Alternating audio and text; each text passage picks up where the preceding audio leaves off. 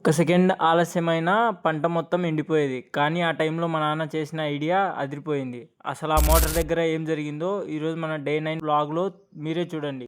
ఈరోజు పొద్దున్నే లేచి మా హోస్ట్ ఫార్మర్ ఫీల్డ్‌కి వెళ్ళాను. అక్కడ కందిలో స్ప్రేయింగ్ ప్లాన్ చేశాం.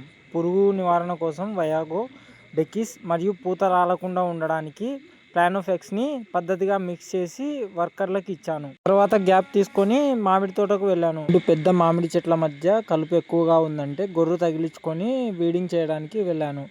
చెట్ల మధ్య నీట్‌గా అయ్యేసరికి కాస్త టైం పట్టింది.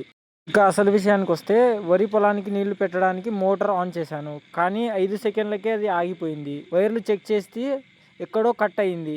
వెంటనే దాన్ని ఫిక్స్ చేసి మోటార్ మళ్ళీ రన్ అయ్యేలా చేశాం. అలాగా ఇరిగేషన్ పనులు సెట్ అయ్యాయి. తర్వాత స్ప్రేయింగ్‌కి దిగాము. పురుగు కోసం కిక్అవుట్ మరియు మొక్కల పెరుగుదల కోసం ప్రైమ్ హవర్స్ వాడాము. ఇలా డే 9 ఫుల్ బిజీగా ఫినిష్ చేశాం. చూసారుగా, వ్యవసాయం అంటే నిరంతరం శ్రమ. వీడియో నచ్చినట్లయితే లైక్ చేయండి.